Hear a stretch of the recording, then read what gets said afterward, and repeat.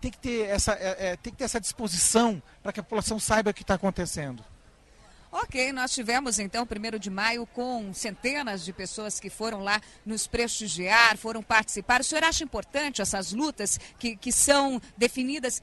O senhor acha importante que um evento como este passe as informações que estivemos passando e o povo tenha acesso à informação do que é um mínimo regional, por exemplo, do que são esses direitos, o que é essa redução de ICMS, como ela interfere na vida do trabalhador? O senhor acha importante esse tipo de informação para a comunidade? Eu diria que é fundamental, porque só com informação o trabalhador pode produzir conhecimento e através do conhecimento virar um cidadão, né? Poder ter, por exemplo, decisões políticas, né?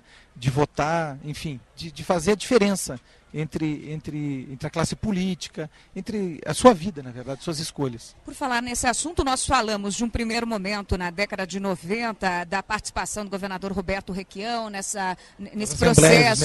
Exatamente. Primeira vez na história do país. E agora essa parceria continua. O governador Roberto Requião, por exemplo, falou que não senta para negociar com o sindicato patronal sem ter, por exemplo, um representante do sindicato dos empregados. Neste sentido, como é que o senhor avalia essa participação, essa união do poder público com os sindicatos? Na verdade, aí o governo está exercendo o seu papel, né? O papel de estabelecer justiça e não ser parcial.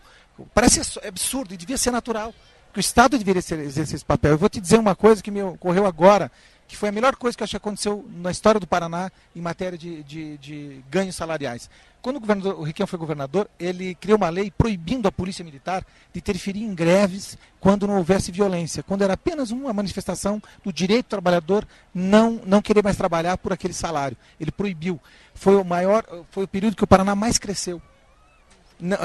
A sua economia mais cresceu exatamente no momento em que deixou-se fazer justiça, em que o trabalhador tivesse o direito de lutar pelos seus direitos, onde a polícia militar não fosse obrigada a ser usada para defender interesses de setores aí que só tem compromissos com os seus ganhos. Nós estamos numa crise financeira mundial e há pessoas como a Maria Bride, que é uma estudiosa do movimento sindical, que acha que o movimento sindical ele deve ser transnacional. O senhor tem um trabalho na área de direitos humanos muito forte, já foi premiado com vários trabalhos. Nesse sentido, os direitos humanos, essas estratégias relacionadas ao trabalhador e os direitos humanos, é algo que é transnacional. Nós vemos, então, várias cartas da OIT sendo aplicadas, a Declaração Universal dos Direitos Humanos, que completou 60 anos no ano passado, e a Constituição Federal, que completou 20 anos também em 2008, 2 marcos importantes e históricos nesse sentido. Então, o senhor avalia que isso já é feito transnacionalmente em relação aos direitos humanos na área do trabalhador, na área do trabalho? É evidente que os sindicatos, eles têm, por isso que eles se filiam a centrais sindicais, como a Força Sindical, não é? Que ela aí tem uma ligação internacional com outras centrais, enfim. Mas isso ainda é muito pequeno pela dimensão que é necessária, porque na verdade as decisões da Volkswagen para demitir ou não demitir não são tomadas no Brasil, são tomadas na Alemanha.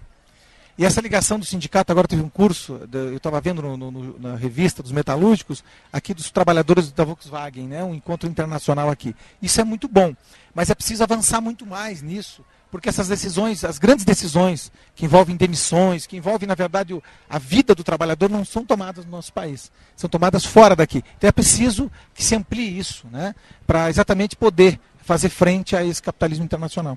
Quer dizer que dignidade, justiça social, cidadania, que tem relação com os direitos do cidadão e o trabalho, são situações inerentes ao trabalho e ao trabalhador, ainda não são respeitados no país, na sua avaliação? O senhor acredita que esses motes da Organização Internacional do Trabalho e também a própria Constituição Federal, os direitos, a Declaração Universal dos Direitos Humanos ainda não são respeitados no Brasil?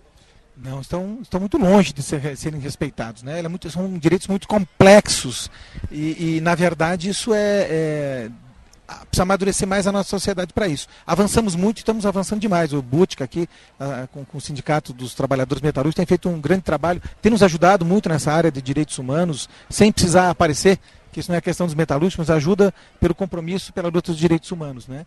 É evidente que tem muitos direitos ainda que você vê em nosso país absurdamente. Quando eu vejo um juiz do Supremo ficar tão indignado com um banqueiro sendo algemado, e quando eu vejo pessoas no Rio de Janeiro sendo assassinadas, suas casas invadidas, sem sequer uma palavra do ministro do Supremo Tribunal Federal, eu fico meio envergonhado de ser brasileiro. Eu acho que estamos muito longe de termos aí uma justiça nesse país. Ok, eu quero agradecer a sua presença aqui e também deixar registrado aí esse seu motivo de indignação, né? Obrigado.